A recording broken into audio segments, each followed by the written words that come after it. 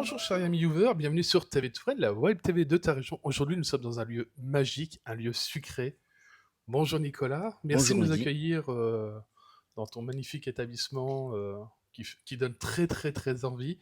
Peux-tu te présenter pour nos viewers qui ne te connaissent pas et puis présenter ton établissement qui a quand même une très belle notoriété et puis c'est juste un délice pour les papilles. Alors, alors je me présente, donc Nicolas Violet, je suis le créateur et le fondateur du conservatoire de la confiserie.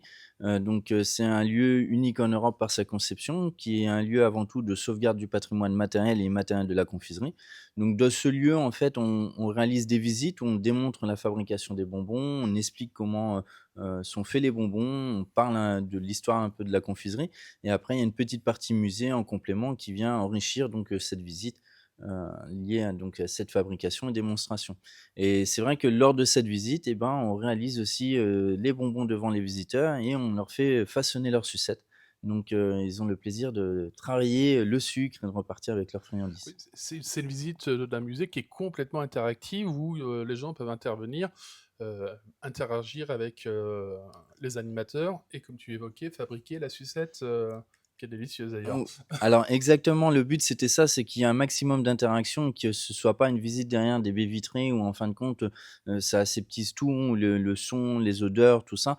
Donc là, le but c'est vraiment que le visiteur soit en immersion dans le laboratoire et les collaborateurs, bah, c'est on va dire des personnes passionnées qui ont le plaisir de partager. Il y a toujours des points d'humour. On a vraiment une réelle complicité dans l'entreprise parce que je la veux familiale.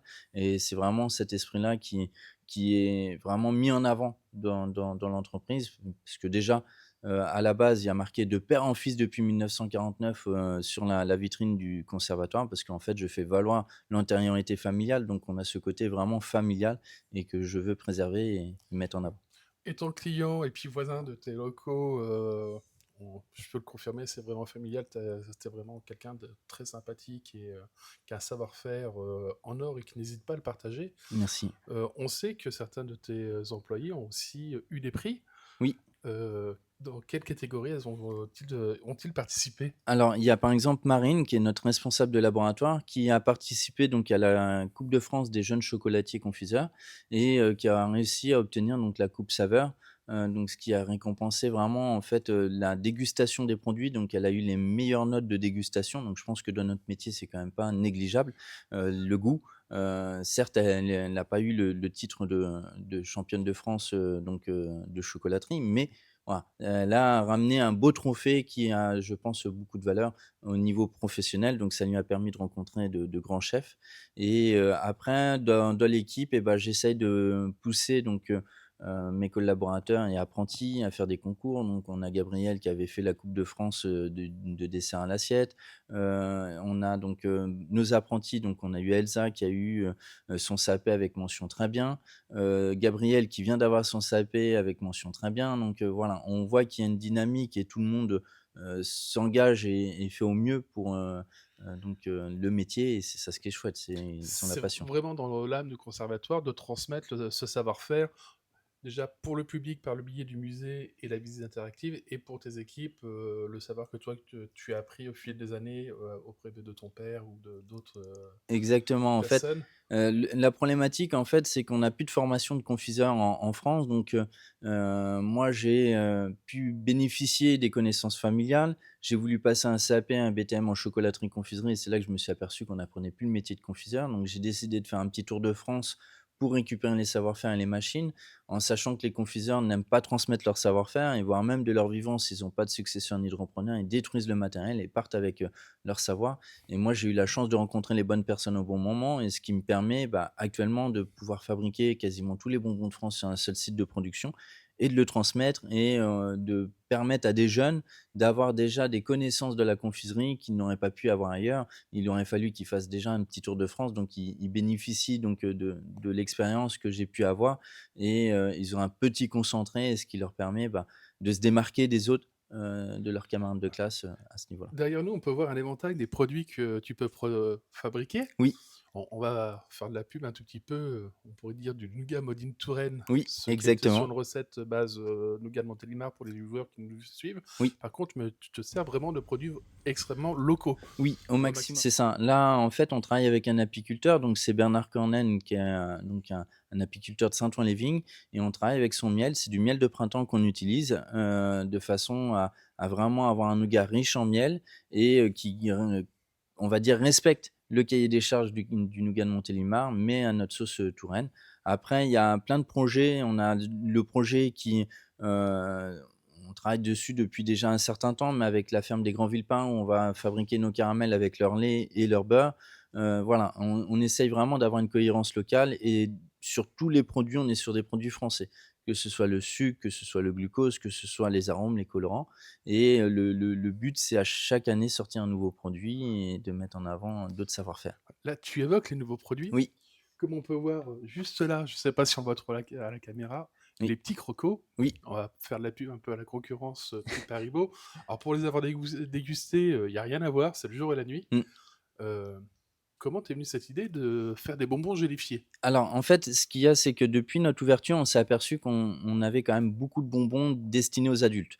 Le seul bonbon, qui a une connotation enfance, c'est les sucettes, mais les sucettes, ça reste dur, on va dire, assez long à manger, donc les enfants se lassent et au final, on s'est dit: «Ben, faudrait peut-être avoir plus de confiseries destinées aux plus petits» et c'est là qu'on s'est dit: «Bah, pourquoi pas relancer une gamme de gélifiés?» mais au lieu de faire, les gélifiés comme on trouve partout en industrie ou quoi, c'est vraiment de donner des saveurs, bien particulières à chaque, couleur de gélifié et après on a même refabriqué des fraises qu'on appelle les fraises soin de soin, par rapport à Tagada de soin de soin, la chanson, parce qu'en plus c'est l'origine du nom de la Mmh. fraise Tagada et donc c'est pour ça on a essayé d'avoir cette cohérence. Donc on fait des fraises soin de soin, qui, a le même code que les fraises Tagada. Comme ça se voit, je suis un fervent, client de l'établissement et je confirme, elles sont réellement délicieuses. Après, tu fais aussi du chocolat, tu l'as évoqué aussi en fonction de la période. C'est ça, tout à fait. Et pareil, c'était, un souhait de développer cette activité?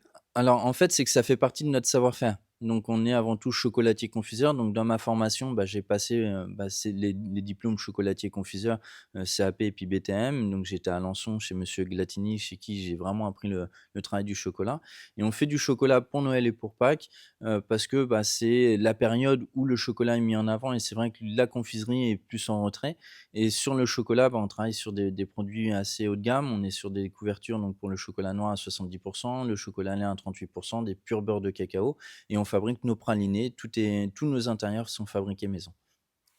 Et qu'est-ce qu'on peut redécouvrir, comme, plaisir gustatif, Et alors, on s'amuse avec des éphémères. Alors les éphémères, c'est des parfums qu'on crée qui sont présents donc pendant 15 jours à 1 mois et après on les enlève et on recrée un autre, parfum.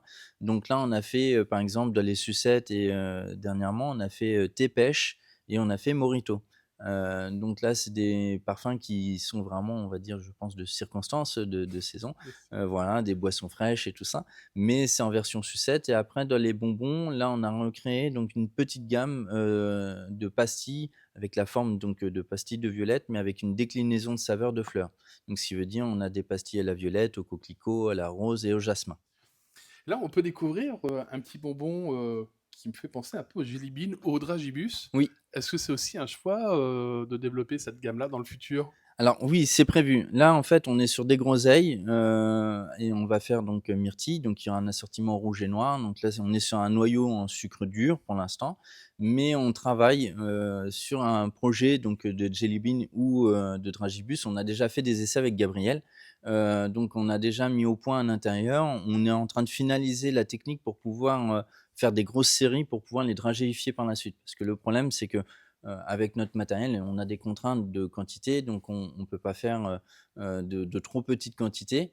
Donc quand on lance un essai, bah, faut être sûr de soi et donc là, on peaufine 2-3 choses, mais normalement, je pense, début 2026, on devrait avoir une gamme, assez, complète où on respecte comme pour les crocodiles, des saveurs, fraises, framboises, violettes, poires, mûres, des choses comme ça. Tu nous rassures, ça sera pas comme les bonbons de Bertie Crochu dans Harry Potter, goût grotte de Alors, lait et compagnie, pour les jelly on beans. on va dire, il est prévu qu'on fasse une petite soirée Halloween et je me dis qu'on pourrait peut-être faire des trucs un peu bizarres, lors de cette, parce qu'on va faire une soirée, des visites semi-nocturnes, donc pour vraiment le soir d'Halloween où là, on va créer une ambiance, on décore tout le site, avec des toiles d'araignée, enfin plein de choses. Il faut pas que j'en dise de trop parce qu'il faut qu'il y ait la surprise et on va aussi, certainement créer des bonbons. Alors peut-être pas sur la forme parce que bon, ça a un coût, hein, on peut pas faire forcément tout ce que l'on veut, mais sur le dégoût, il y a peut-être moyen qu'on fasse, des saveurs un peu surprenantes, ou des ressentis, des choses, voilà, on va marquer le coup. Et pour les personnes qui savent pas où tu es placé, tu es exactement où sur Amboise? Alors, en fait, on nous retrouve assez facilement si on prend en repère la gare. On est à 50 mètres de la gare, on est juste à côté de l'école Jules Ferry, juste en face, donc de la Croix-Rouge et après, en fait, faut, passer les 2 ponts quand on est en centre-ville et c'est, presque tout droit, on va dire, à quelque chose près, mais le repère, ça reste la gare. Est-ce que, cette année, ça sera comme l'année dernière, on va pouvoir te retrouver, sur les quais Général de Gaulle à Amboise? Alors c'est le souhait, actuellement on y travaille pour pouvoir remettre, la roulotte assez rapidement en centre-ville. Pour l'instant, il y a deux trois attentes d'autorisation, mais c'est normalement en bonne voie. Donc j'espère pouvoir mettre cette roulotte et puis refabriquer un peu en centre-ville, apporter un peu d'odeur, dans le centre, parce qu'on avait beaucoup de retours des commerçants qui appréciaient donc cette odeur de vanille qui était bien présente et en plus ça permet de nous faire connaître davantage en centre-ville parce que c'est vrai qu'on n'est pas spécialement indiqué, donc ça permet au moins de communiquer et d'échanger donc avec les Et on visiteurs. et on peut retrouver aussi certains de tes produits, chez certains de tes partenaires avec des arômes vraiment très spécifiques. Oui, Quels sont ces produits et quel est ce partenaire? alors on a donc, Terre Exotique qui est l'un de mes, on va dire principal, associé. Donc Terre Exotique, on leur a fabriqué des produits comme des pralines au poivre, que l'on propose, encore en magasin. Donc on a le poivre Vaudecy Périphérie, donc c'est une praline, version salée un peu, donc qui passe bien pour l'apéritif et puis, après on travaille aussi avec la biscuiterie de Chambord où là on réalise donc, des confiseries pour eux et on travaille sur, par exemple on fait un nougat au spéculoos, bah là il est prévu que l'on fasse d'autres produits avec, leurs biscuits. On réfléchit à faire des choses en commun, pour avoir des identités locales et des spécialités, communes. Alors pour, la praline au poivre, toujours mon côté gourmand, les amis, n'hésitez pas à aller faire un tour, là-bas pour pouvoir en acquérir. Elles sont vraiment délicieuses, c'est une tuerie Merci beaucoup. et on a évoqué peut-être un projet, aussi avec des produits, qui sortent de l'ordinaire, avec des produits d'antan, Oui, il y a quelque temps. oui. Est-ce que c'est toujours d'actualité peut-être de faire un produit avec du vin de sauge ou, vin d'hypocras? On va dire ça peut être toujours d'actualité, mais c'est que, avec, on a eu, des rotations dans les équipes et tout ça, donc j'ai perdu un peu de temps par rapport à ça, donc j'ai pas pu m'y repencher, mais c'est un souhait, oui, de refaire comme j'avais fait avec les Reines de Touraine à Rivarennes, des berlingots à l'hypocras, par exemple, de ressortir, certaines confiseries et puis là, comme on fabrique, par exemple, le sucre d'orge de Tours avec, une pastille qui est au sirop et l'autre, qui est à la vanille de Bourbon, bah, rien ne n'empêche qu'on pourrait peut-être faire un sucre d'orge, donc au vin de sauge ou, à l'hypocras. Il y a moyen et c'est juste que ça a pris un peu de retard, et ça avait été, laissé un peu de côté, mais Toujours j'ai envie de d'actualité. oui, oui, j'ai envie de reprendre et de suivre le projet.